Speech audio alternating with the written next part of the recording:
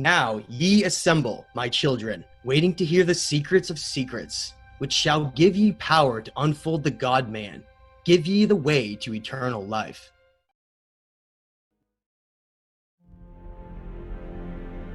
Cultures across the world have left behind extensive evidence in ancient texts, monuments, and megalithic structures, explaining that long ago, advanced civilizations once existed on the Earth that were eventually destroyed by devastating global cataclysms.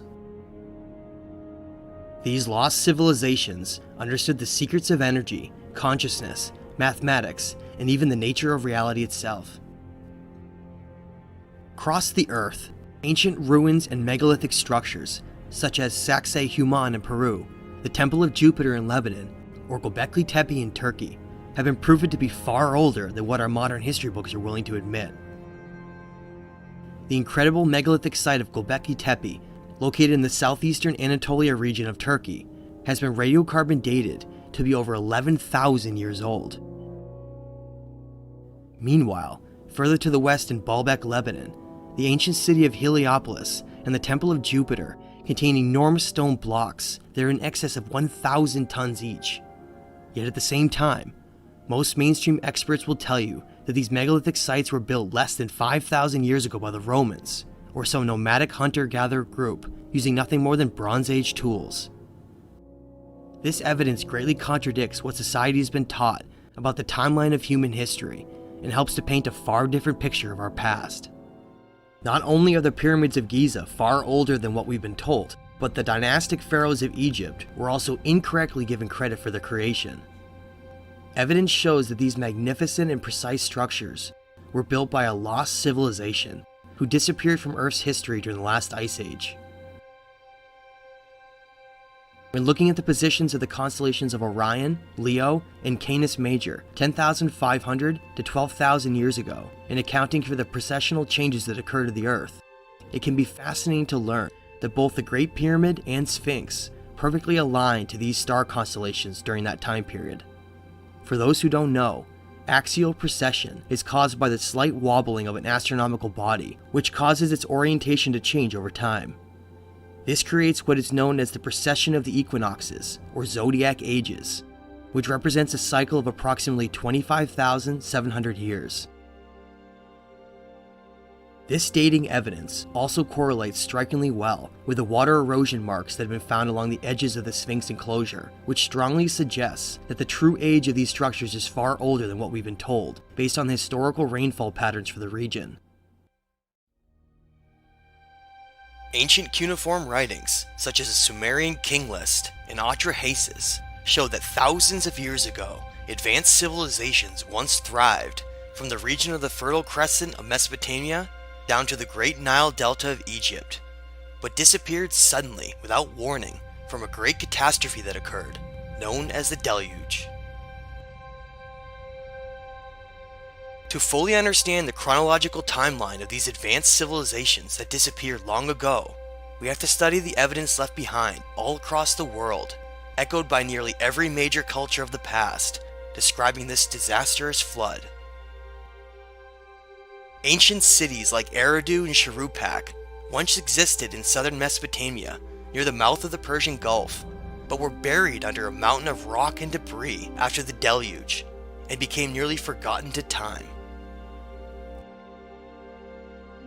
These cities were known as the Pre-Diluvial cities of Sumer, which means before the flood. It's very important to understand this term and to distinguish these events, and how the Deluge altered our history and understanding of these advanced cultures of the past. The Great Flood wiped away much of what existed before, causing a reset button on developing civilizations, and giving rise to the post-diluvial kingdoms of Sumer, such as the cities of Uruk, Ur, and Kish. The cuneiform tablets of the Atrahasis and Epic of Gilgamesh give the best evidence for this flood, but ancient religions and cultures all across the world have echoed the same story.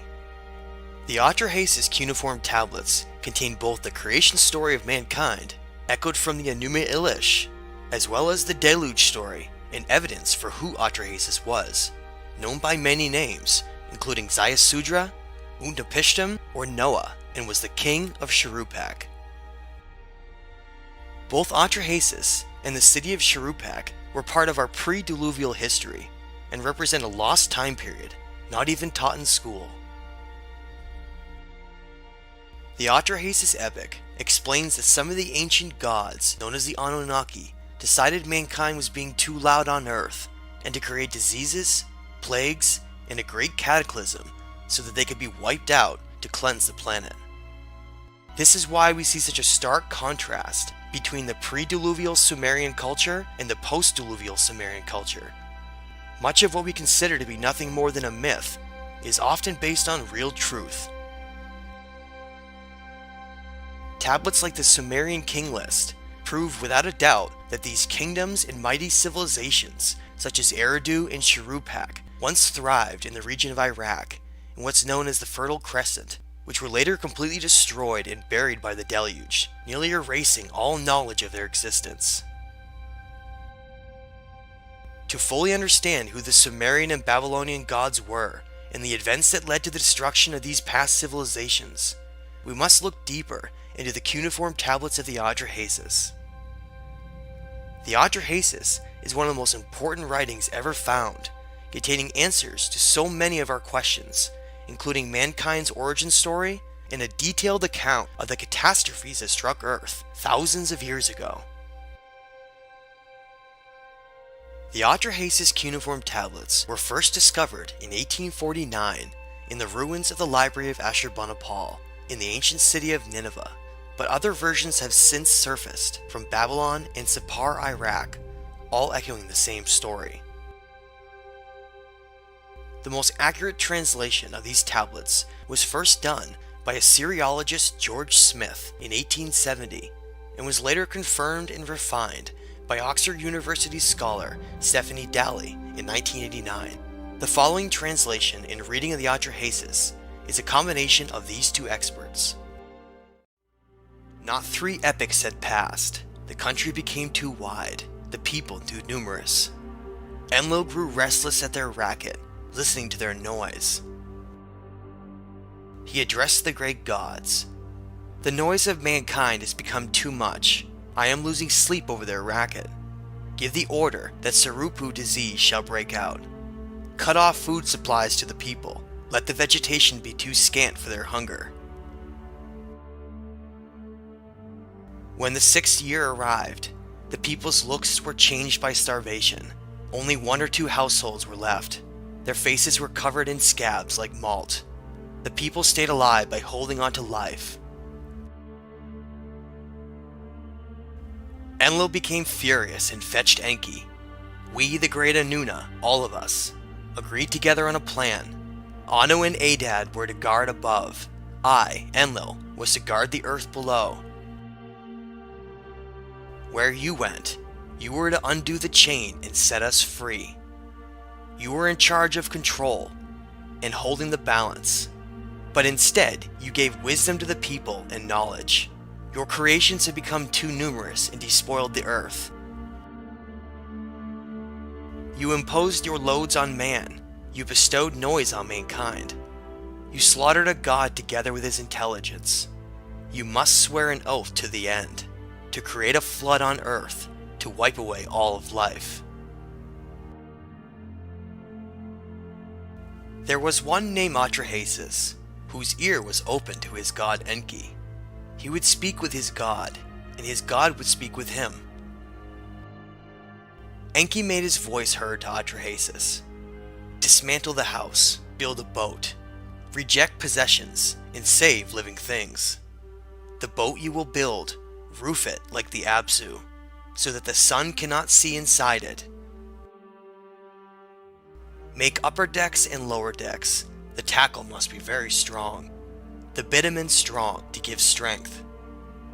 Atrahasis received the message and gathered the elders. Everything was complete as instructed. Atrahasis put all of his family on board. Then the face of the weather changed. Rain bellowed from the clouds. Bitumen was brought to seal the door.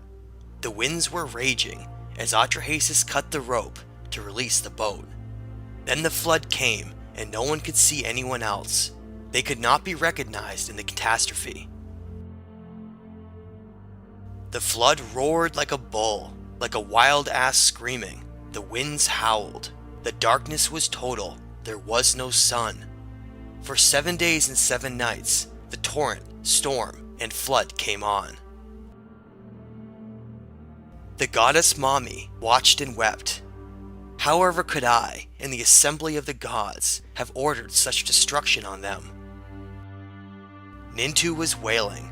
I have seen and wept over them. Their dead clog the rivers like dragonflies. Shall I ever finish weeping for them? After the noise of the flood had subsided, the warrior Enlil spotted the boat of Atrahasis. He was furious. We, the great Anunna, all of us, agreed together on an oath. No form of life should have escaped. How did any man survive the catastrophe? Anu made his voice heard and spoke to the warrior Enlil. Who but Enki would do this? Enki made his voice heard and spoke to the great gods. I did it, in defiance of you. I made sure life was preserved. Exact your punishment from the sinner, and whoever contradicts your order. A man survived the catastrophe. Cuneiform tablets from Mesopotamia, along with ice core samples from Greenland and geologic evidence from across the world, strongly suggest that a series of devastating cataclysms occurred on the Earth between 10,500 and 12,800 years ago, leading to rapid melting of the ice caps, global floods, and destructive climate changes. These cataclysms were likely caused by a large solar outburst from the sun, or possibly a comet strike, which wiped out many of the ancient civilizations that were present on the planet, causing their existence and memory to become nearly lost to time. A great deal of their knowledge and advanced technology was destroyed in these cataclysms. However, some of the megalithic structures and pyramids they built still remain today. According to the famous philosopher Plato, a sophisticated civilization called Atlantis once existed somewhere southwest of the Straits of Gibraltar in Western Africa, on a string of circular islands that formed a large central landmass.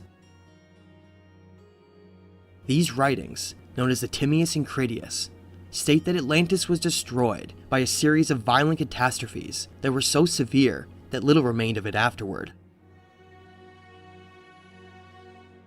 This information provided by Plato, describing these cataclysms that occurred at the end of the last ice age, correlates strikingly well with Mesopotamian cuneiform tablets, ancient stories, biblical writings, and ice core data from Greenland, all of which provides a glimpse into what occurred long ago.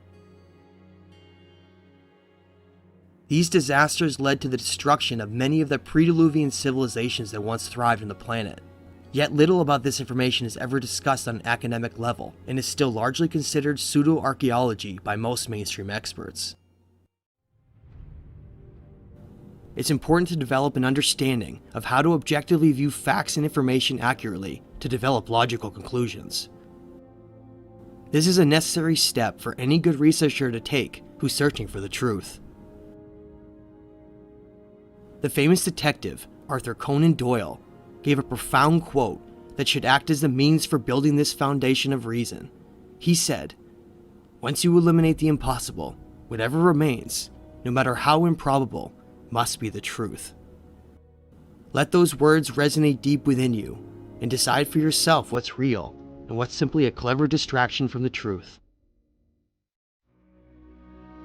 But for those on the serious path who want to rise above and transcend to a higher reality of existence, these teachings may provide the means to assist you on your difficult journey. Once the individual discovers the vast amount of evidence that exists, which challenges the entire paradigm we've been taught, their perspective about the universe, history, science, and religion often changes forever.